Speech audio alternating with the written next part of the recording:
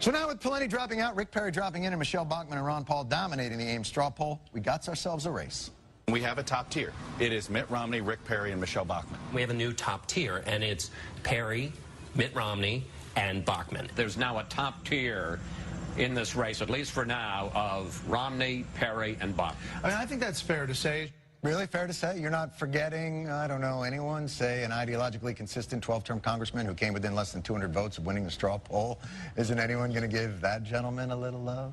There's a top tier now of Bachmann and Perry and Romney, and, you know, we haven't mentioned, and we should.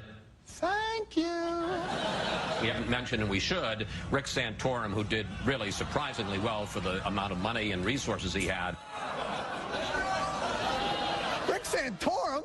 He didn't get half of what Ron Paul got. He lost to the guy who lost so bad he dropped out of the race. Santorum?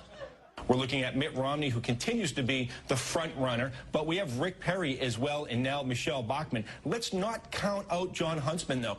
What? Jon Huntsman? Huntsman got 69 votes. If all of Jon Huntsman's supporters met at the same Ames, Iowa Quiznos, the fire marshal would say, yeah, that's fine, no problem. There's still some tables open in the back. Huntsman was the only Mormon running in the straw poll, and he came in second amongst Mormons. And by the way, this pretending Ron Paul doesn't exist for some reason has been going on for weeks. A new Gallup survey showing Rick Perry running second to Mitt Romney, knocking down Iowa favorite Michelle Bachmann to fourth. Behind who? Fourth behind who? How did Libertarian Ron Paul become the 13th floor in a hotel?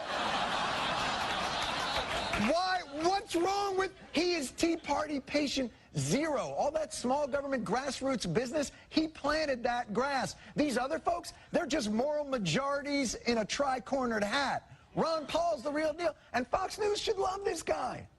But watch the disconnect between the debate moderators at Fox's Thursday debate and the debate audience. Iran does not have an air force that can come here, just like we did in Iraq. Build up the war propaganda. There was no Al-Qaeda in Iraq, and they had nuclear weapons, and we had to go in. I'm sure you supported that war as well. Yeah. Okay. It's time we quit this. It's time. It's trillions of dollars we're spending on these wars.